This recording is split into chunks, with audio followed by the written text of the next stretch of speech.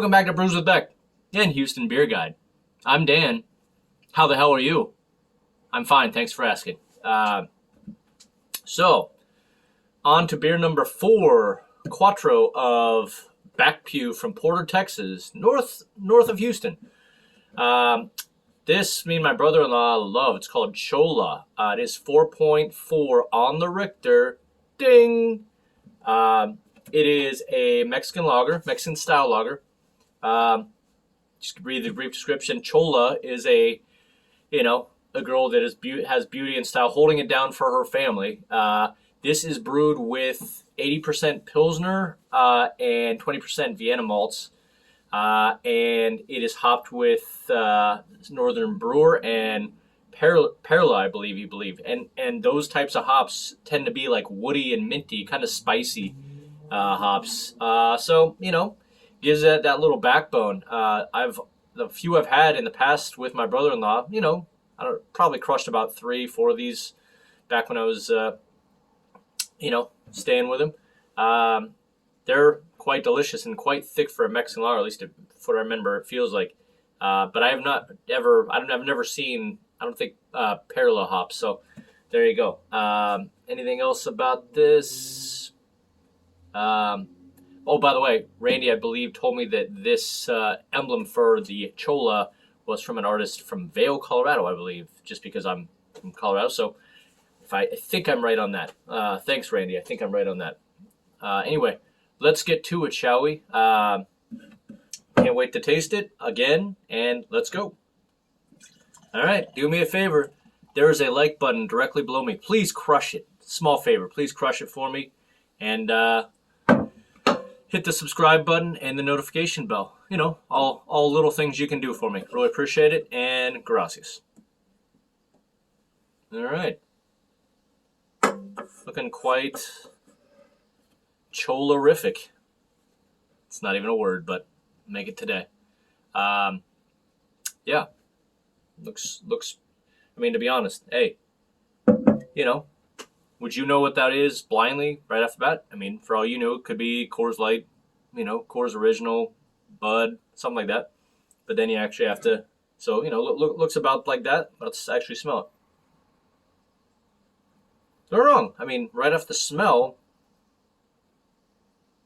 has maybe a little bit more of a spicy smell than something like a Budweiser or something like that. But I'm just trying to be like, if you were tasting this blindly, would you be able to identify this as different? So, yeah. Thanks to Bobby and Randy, as usual, for all their Back Pew beer. And yeah, that's about all I'm going to say. Let's get to the tasting. No words, just emotions. Let's go.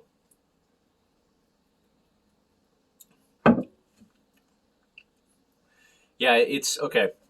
Now that I can totally evaluate it again, it's like it tastes very much like, now that I'm thinking about it, a Coors Original, but it has more like of a, just a tad bit more, because I get that kind of like big barley feel from it, but it does have a little bit more of a spiciness to it. Not much, but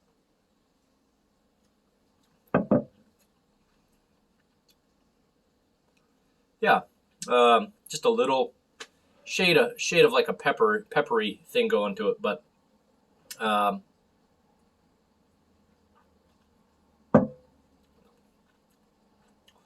nice and smooth. Fruit fly, don't bother me. What is it with all these fruit flies around here in the last couple reviews? Not a fan. Anyway, give me 1 second, actually. All right, got that pesky fruit fly out of here. Not a fan, fruit fly. Get out of my domain. Anyhow, yeah, what's funny is when I was drinking a lot of these with the brother-in-law. What up, Aaron? I drank them directly out of the can. I didn't actually drink them a lot out of the glass, so it does almost take on a different, slightly different taste. That seems kind of comparable to a Coors Original, if I'm getting it right. Let me see.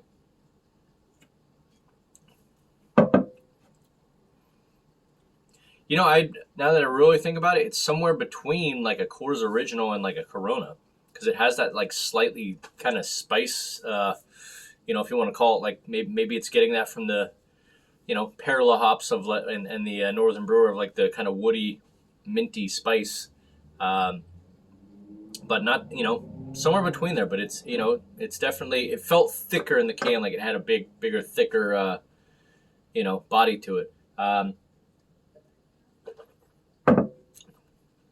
Yeah, it's pretty light. Okay. Yeah, again, clean, refreshing. Got that little bit of like kind of Mexican lager spice going to it, but you definitely get the barley, like I was saying. So yeah, there we go. I'm going to go ahead and rate this on the generic scale from stellar down to hell no of all beers, stouts and New England IPAs and sours and all that. Yeah, I am going to give this, and again, for Mexican lager, I would give this at the top, but it's going against, so just know that. It would be a stellar if it was just against other Mexican lagers and light beers. But generically, it will get a reasonable. Okay, reasonable. Now again, that's no diss because, these are meant to be pretty simple, but just with a subtle bit of flavor, going down nice on a hot day, or a 72-degree apartment like myself. But yeah, pretty dang refreshing, and reasonable on the whole scale. But about a B plus, anywhere from like a B to a B plus. So overall, still a fan of the beer, and again, would be an absolute A to A plus if it was just against other lagers and Mexican lagers. So put that in your pipe and smoke it. But there you go, Chola. Love the design. I'm going to bottoms up, may as well. Here's the all Houston Beer Guide in Houston and Sylvia for the Shotgun Fridays, I believe. So here's the Shotgun Fridays. It's the best I can do.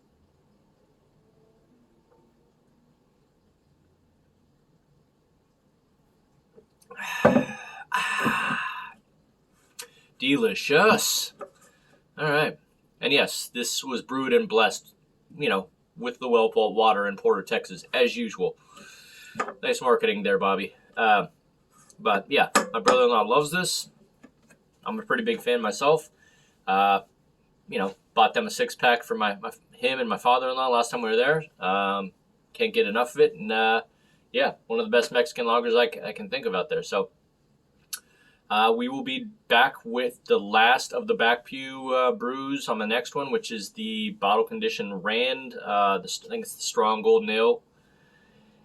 That yeah, really looking forward to it. I know Sylvia's already kind of reviewed it on Houston Beer Guide, but I have not tried it yet, so looking forward to it. Anyway, big ups to my man Jordan, my buffs, and go get some Chola if you're in Houston. Good talk. See you out there. Peace.